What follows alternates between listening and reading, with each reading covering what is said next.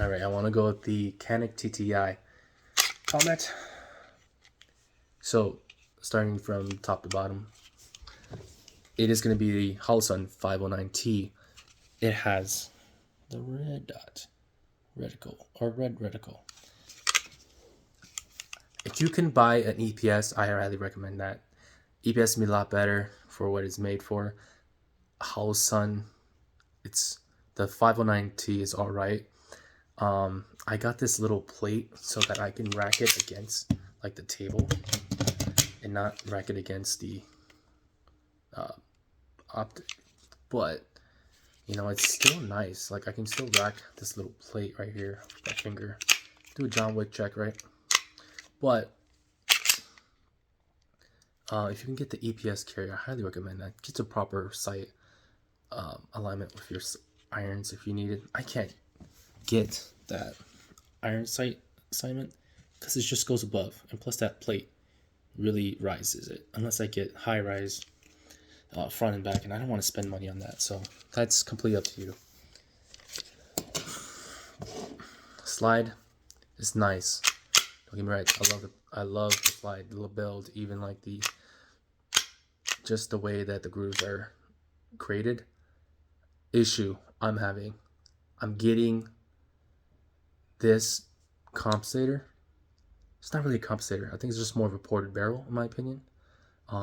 Definitely wish Canik can make an actual compensator and make it replace the Canik TTI if in the future.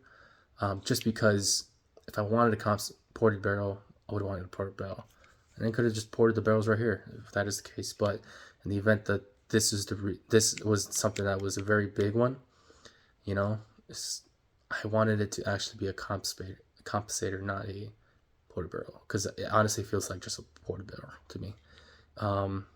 That's my opinion on it.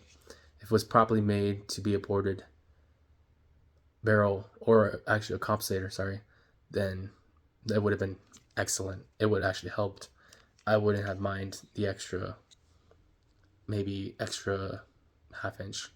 But if they could make this an actual compensator, like this SIG, right? It's made to be a ported comet, but this is, I feel like this is just a ported barrel, in my opinion. Going down to lower is fine. You got the $2.7 HLX again, tan, so if you match that, it's just a little off. If you can tell, that color is just a little bit off. It's not the perfect match, but from distance, it's still nice. Align Tactical thumb rests. They're very nice to keep that consistent grip. That's why I love the thumb rests. And also helps them mitigate that recoil just a bit. So you can always get your side alignment and get back into your follow-up shots. And love the grooves for the... Now here's the thing. This could be a little more aggressive because it feels like I'm kind of sliding my finger on it. I think it could be just a little bit more aggressive, or just space out every other on these grooves so that I can get more grip. Other than that, it still grips down fine. Alright, it's still a nice grip. Just a little bit more aggressive, in my opinion. It would have been perfect in terms of the release, slide release. This mag release is fine. I don't really have much issues with the mag release. It's aggressive enough where I can get it. I don't have an issue. I got the Taylor Freelance to mitigate that recoil, backstrap, and the mag well. Keep in mind, you can see how it's kind of turning. It's brass. I should want tan to match it all, but it's gonna be brass. Okay, with it being brass, you get stuck with this stupid, I don't know, I guess my dead skin skills in there. You can see how it's kind of green.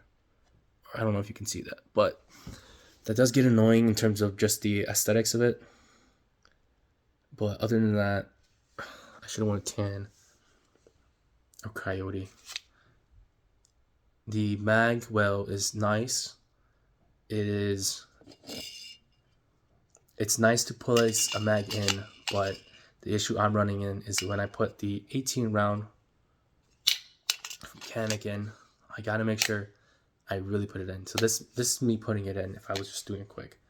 But you'll notice that there's gonna be a click. Now it's in. So when I put it in, I gotta make sure I really jam it in there or double check. Okay. With this 21 round extension, I can always put it in and know that it's gonna be in because it's gonna have that extra assistance. So that's the only issue I have with this mag well. It's just bigger, so I'm gonna have to make sure that the 18 round seats in there. Other than that, it's not much an issue if I just practice that all the time with both of them. I notice people will put it in. People who have shot my firearms or this Canik put it in and think it's in, and then I'm gonna know, make sure it's in. Oh, now it's in. So that is the only gripe I have this mag well. Any other gripes? Main issue, most annoying issue probably, I get peppered by this. There's a little bit of a flakes from the firearm. I don't think it's from the port. I don't think it's from the compensator or the ports.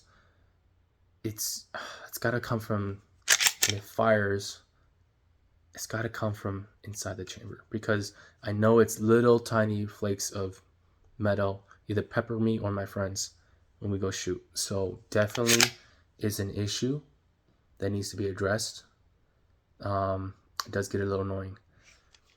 Don't get me wrong, the build is nice. The only gripe too with this little tiny, you see how that edge, it's just a wear and tear. It's just wear and tear, yes, but also like it's starting to peel that black, and now it's just exposing the barrel just a bit. That's the only real thing that's really exposed. Everything else is nice in there and smooth. Again, it's still smooth gun. I mean, like, look at this. We all know the trigger reset. We know that it's ready to fire. Now, keep in mind, it's not super smooth like a staccato, but I can at least reset the trigger if I wanted to, if I did this. Right here. I reset the trigger. It doesn't go all the way back. It's just enough to reset the trigger. A little cool, neat trick for your friends, but the slide is still nice. Don't get me wrong. I love this slide. It's smooth. It's smoother than any other slide I have. Right? So overall, Canik is good. You got your minor gripes and your accessory gripes. Still a nice gun. It is accurate. This reticle, this optic is very accurate with where my shots are lining. When I line that shot, I know it's gonna hit. Boom, it hits. So that's my Canik TTI.